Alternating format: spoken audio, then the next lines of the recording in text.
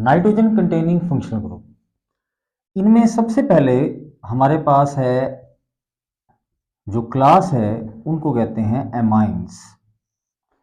Dear students, अगर हमारे पास किसी भी अल्काइल ग्रुप के साथ NH2 लगा दें, ये जो ग्रुप होगा इस ग्रुप को हम नाम देते होते हैं एमाइनो, और जो क्लास है, जो कंपाउंड हैं, उनको हम कहते होते हैं amines.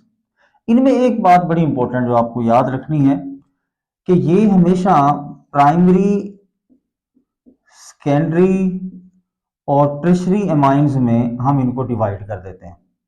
Students, primary, secondary, tertiary और क्वाटरनरी भी एमाइंस जो है वो हम पढ़ते हैं। Alkyl halides chapter number 10 part 2, उसमें आप लोगों ने अल्काइल हैलाइड का रिएक्शन विद अमोनिया पढ़ा होगा। उसमें primary, secondary, tertiary, quaternary amines जो है वो बनते हैं। तो ये प्राइमरी एमाइन क्या होगा कि अगर एक कार्बन हो नाइट्रोजन के साथ, ये कहलाता है प्राइमरी एमाइन। अगर दोनों तरफ जो है वो नाइट्रोजन के कार्बन आ जाए तो ये सेकेंडरी। अगर इसमें तीनों तरफ जो है वो कार्बन आ जाए ये हो जाएगा टर्शियरी। और अगर ये लॉन पेयर भी यूज कर ले अगर एमाइनो ग्रुप, और यहां पर फिर क्या बन जाएगा क्वाटरनरी। ये हमारे पास चारों तरफ जो है वो कार्बन आ जाए तो ये क्वाटरनरी एमाइंस होंगे। तो एमाइंस और एमाइनो ग्रुप ये आपने देख लिया।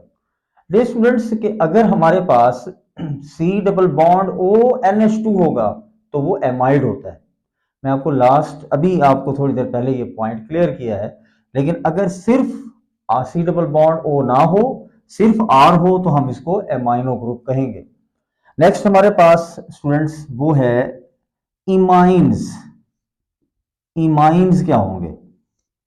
इमाइंस कहते होते हैं कि अगर हमारे पास C डबल बॉन्ड NH हो जाए, ये इमाइंस कहलाते हैं। ये अनसैचुरेशन हो जाती है कार्बन टू नाइट्रोजन, ये इमाइंस कहलाता होता है। ठीक है जी, ये एक हुगो शिफ साइंटिस्ट था, उसने ये डिस्कवर किया था।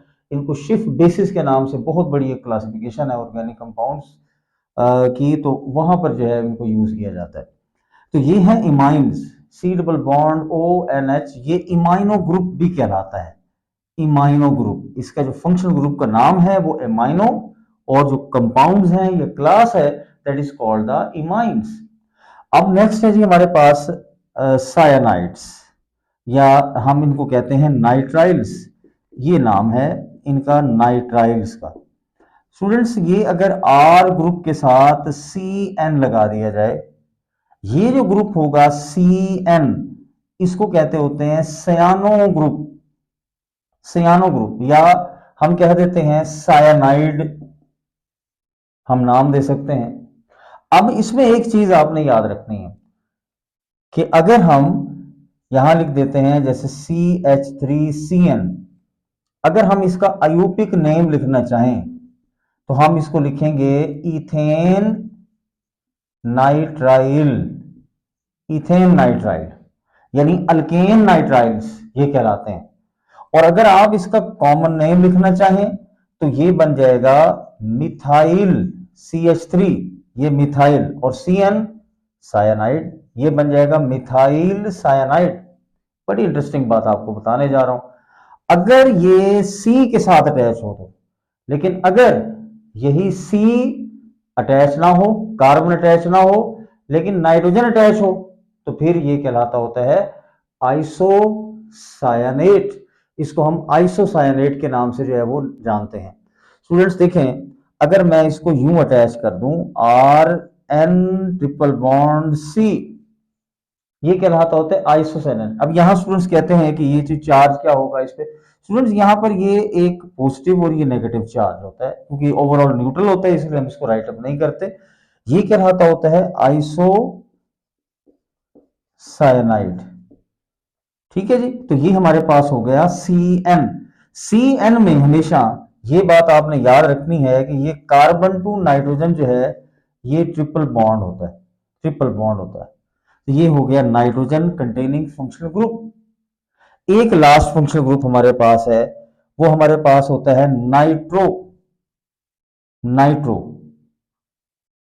नाइट्रो को हम NO2 से भी रिप्रेजेंट करते हैं। डियर स्टूडेंट्स, अगर नाइट्रोजन जो है डायरेक्ट अटैच हो विद द कार्बन एटम तो ये कहलाता होता है नाइट्रो ग्रुप, लेकिन अगर ऑक्सीजन अटैच हो जाए तो ये कहलाता होता है नाइट्राइटो। ये नाइट्राइट बन जाता है, फिर ये हमारे पास बन जाएगा नाइट्रो। जैसे ये हमारे पास है RNO2, जैसे अल्केन्स के रिएक्शन में आपने पढ़ा कि when methane react with nitric acid drastic conditions required होती हैं, 500 सेल्सियस टेम्परेचर रिक्वायर्ड होता है, then nitromethane is form, CH3NO2 nitromethane is form. लेकिन अगर अगर यहां पर मैं इसके स्ट्रक्चर को डिस्कस करूं तो डियर स्टूडेंट्स ये हमारे पास ये होता है ग्रुप, ये होता है नाइट्रो।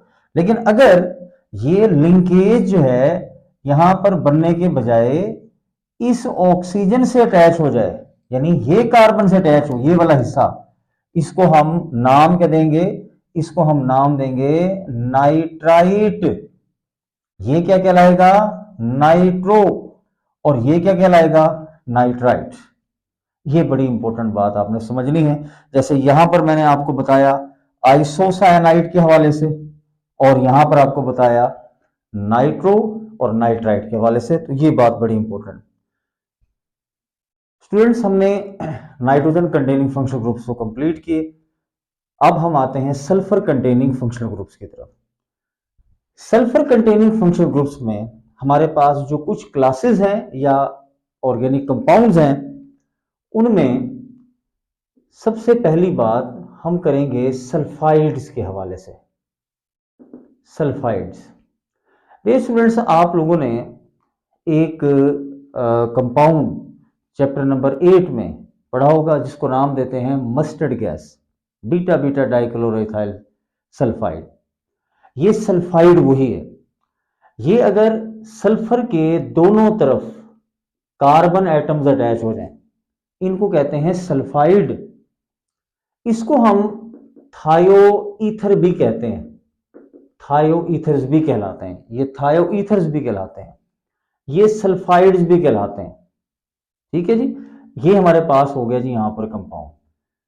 अब अगर यहां पर अगर हम देखें सल्फाइड्स के बाद हमारे पास नेक्स्ट जो पॉइंट है वो आ जाता है थायोल्स, या फिर हम इसको नाम देते हैं थायो अल्कोहल्स, थायोल्स या फिर थायो अल्कोहल। ये हमारे पास होता है RSH, यानी कार्बन के साथ अगर SH ग्रुप आ जाए तो ये कहलाता है थायोल या फिर थायो अल्कोहल। ये हम इसको नाम देते हैं RH। इसको ना हम दूसरा नाम इस ग्रुप का नाम देते होते हैं, हम कहते हैं मारकेप्टो। मारकेप्टो एक्चुअली ये दो चीजों का जो है वो कॉम्बिनेशन है। मार रिप्रेजेंट्स द मर्करी, ये मर्करी को रिप्रेजेंट करेगा, और कैप्टो मीन कैप्चरिंग, कैप्चरिंग। तो ये मर्करी के साथ बहुत ज्यादा कंपाउंड्स बनाता है, इसलिए इसको मारकेप्टो ग्रुप कहते हैं, मर्करी कैप्चरिंग ग्रुप। तो ये मारकेप्टो ग्रुप है।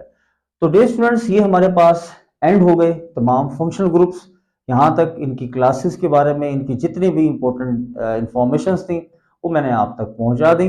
अब हम नेक्स्ट देखते हैं कि what is the super trick to learn to remember about the functional group priority order. ये अब हम इसको स्टार्ट करते हैं।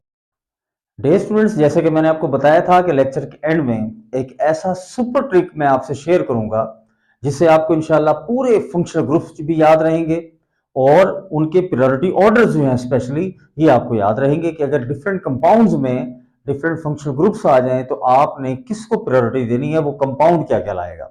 इसके लिए ये मैंने एक सुपर ट्रिक के अकॉर्डिंगली एक अरेंजमेंट की, लेकिन ये अरेंजमेंट कैसे हुई इसके लिए एक सुपर ट्रिक अब आपके सामने देखिए मैं पेश करता हूं। ये जनाब यहां पर लिखा हुआ है कार्बोक्सिलिक ग्रुप, तो हम इसको नाम दे देते हैं कब। कब मीन ये हो गया जनाब कार्बोक्सिलिक। कब से यहां मैं लिख देता हूं से, ठीक है जी। ये हमारे पास हो गया सल्फोनिक, कब से ये हो गया सल्फोनिक। ओके, तो ये दो लफ्ज तो पहले हम साथ साथ याद रखते हैं। कब से, और ये हम यहां लिख देते हैं, ये इस मीन ये हो गया एस्टर, कब से इस, और हॉल ये मैं लिख देता हूं जी, हॉल मीन एसिड हैलाइड, याद रखेंगे हम, ये हो गया एसिड हैलाइड। अब देखें, कब से इस हॉल, और यहां मैं लिख देता हूं मे मीन ये हो गया हमारे पास एमाइड, ये हो गया जी एमाइड। तो अब आप देखें क्या बन गया, कब से इस हॉल में, कब कार्बोक्सिलिक, से सल्फोनिक, इस एस्टर, हॉल हैलाइड, में एमाइड। और आप देखें, ये देखें नेक्स्ट सी एन, हम कहते हैं जी ये लफ्ज हम लिख देते हैं सियाने ने, ये लफ्ज यहां पर लिख देते हैं एल्डिहाइड को, ठीक है जी, सियाने यानी साइनाइड हो गया, और एल्डिहाइड आपको पता है ये एल्डिहाइड ग्रुप हो गया। अब ये देखें के ए टी ए क्या बन गया, कब से इस हॉल में सियाने ने एल्डिहाइड को काटा, और लफ्ज हो गया, तो और हम और ही लिखेंगे, ठीक है जी, लेकिन एक इसमें चीज ऐड करेंगे, और तुम हंसना नहीं, ये हमारे पास आ गया। अब आप देखें, ये के ए टी ए, के से कीटोनिक, ए से अल्कोहलिक, ए से फिर आपके पास ये कीटोनिक, अल्कोहलिक, ये टी आ गया, T is for the thiol, A again आ गया, ये आ गया एमाइनो, ये आ गया और से आपके पास बन गया ईथर, हंसना ये हो गया हेलाइड, और नहीं से हो गया नाइट्रो। तो डे स्टूडेंट्स, ये हमारे पास है पूरा एक प्रायोरिटी ऑर्डर।